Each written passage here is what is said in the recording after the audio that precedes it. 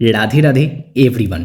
तो दोस्तों, इस वीडियो के अंदर हम एक नहीं बहुत सारे स्टॉक्स के ऊपर बात करेंगे। उनके ऊपर जो इंपॉर्टेंट अपडेट रिलीज हुआ है वो एक एक करके कवर करेंगे।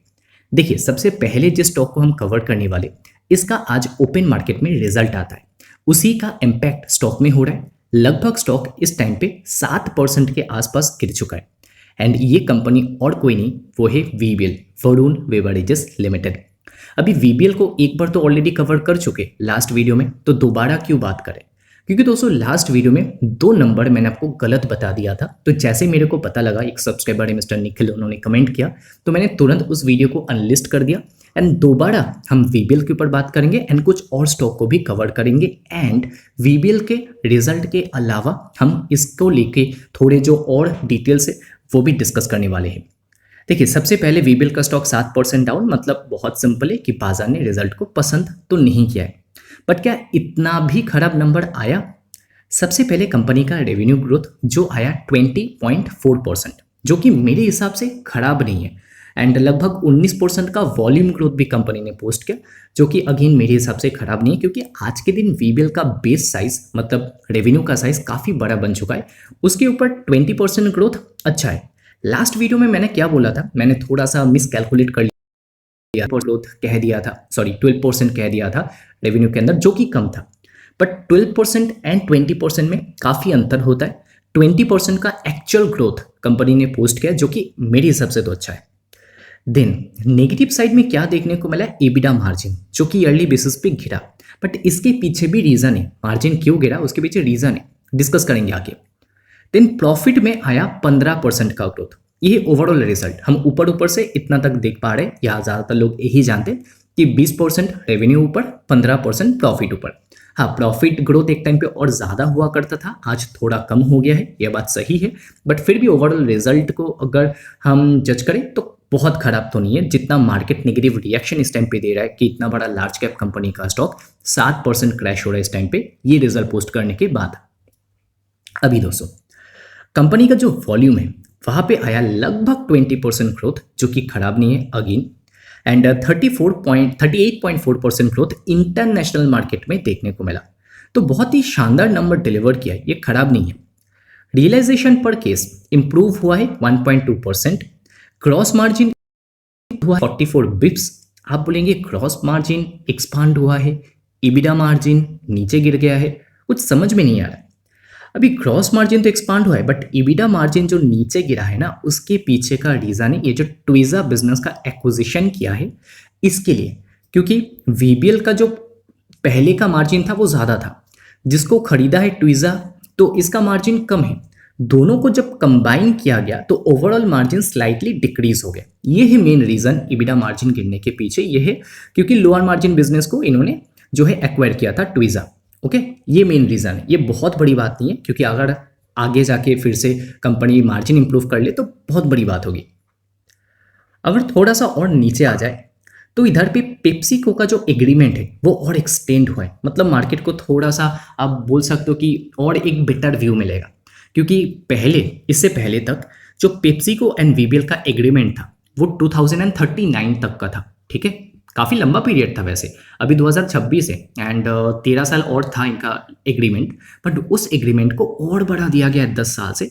एंड अभी पेप्सिको एंड वीबीएल का एग्रीमेंट चलने वाला है टिल 2049, तो बहुत ही अच्छी बात है। उसके अलावा जो कैल्पिस पार्टनरशिप है, मतलब जो जापानीज ब्रांड के साथ इन्होंने पार्टनरशिप किया है, तो उसके साथ मिलके अभी जापान का जो आइकॉनिक मिल्क बेस्ड बेवरेज है एंड इंडिया में बेसिकली एक्सपांशन करने वाले हैं अपना नॉन कार्बोनेटेड बेवरेज। मतलब कार्बोनेटेड बेवरेज से धीरे धीरे करके कंपनी डाइवर्सिफाई हो रहा है, बहुत अच्छी बात है। देन केनिया का एक एक्विजिशन हुआ है, मतलब दिव्यानी फूड इंटरनेशनल इंडस्ट्रीज।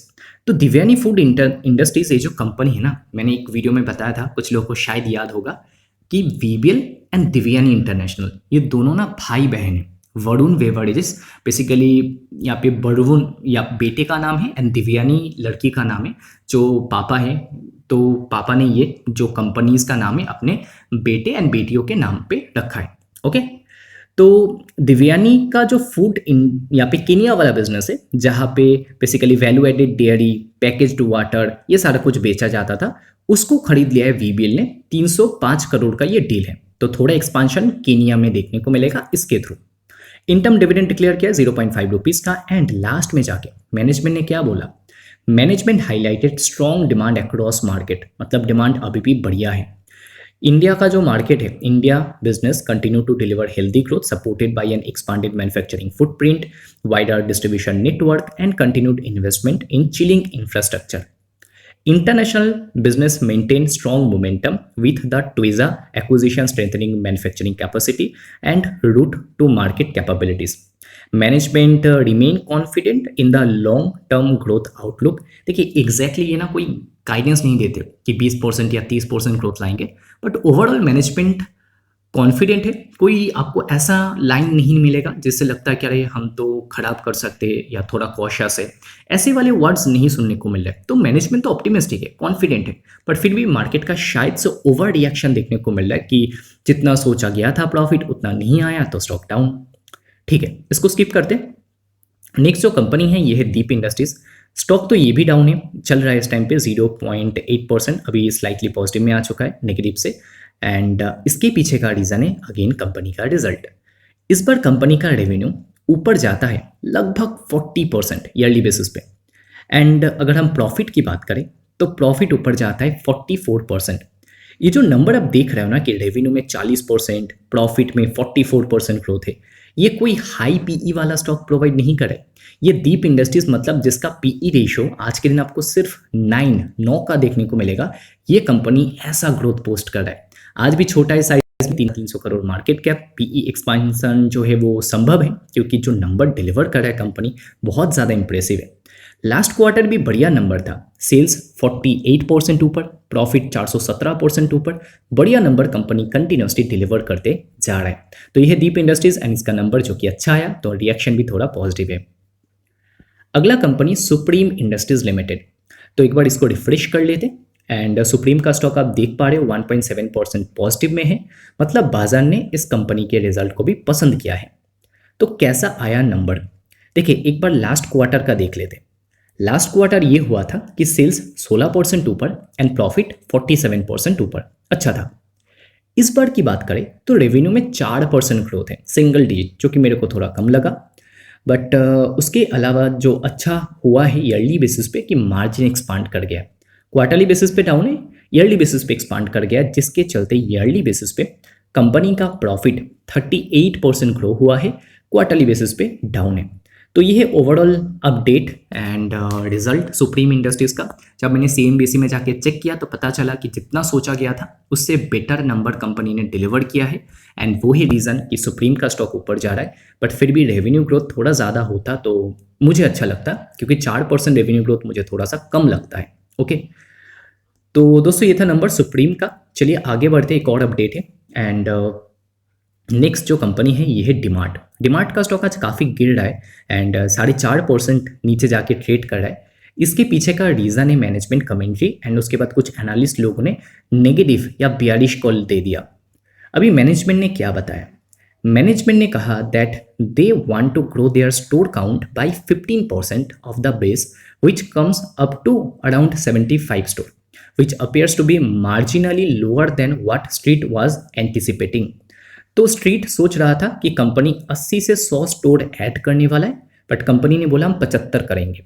तो ये पहला नेगेटिव। दूसरा, the management also called quick commerce is a structural threat, so no major revival in the same store sales growth in a big way in coming years. मतलब ये इस साल की बात नहीं कर रहे, ये कमिंग ईयर्स की बात कर रहे हैं। एंड कमिंग ईयर्स में इन्होंने ये कहा कि हमारा जो ट्रिपल एसी ग्रोथ है ये बहुत ज़्यादा सडन तरीके से ग्रो नहीं होगा। एंड जो क्विक कॉमर्स है मतलब ब्लिंकिट, ज़ेप्टो, फ्लिपकार्ट मिनट्स, ये लोग जो है ये सीरियस एंड स्ट्रक्चरल थ्रेट बन चुके हैं अभी डिमांड के लिए। तो ये डिमांड के आगे की ग्रोथ के लिए एक ज़रूर बहुत बड़ा चैलेंज है। एक तो कंपनी का स्टोर काउंट जितना सोचा गया था उतना तेज़ी से बढ़ेगा नहीं। दूसरा, एक स्ट्रक्चरल थ्रेट आ चुका है जो कि है क्विक कॉमर्स।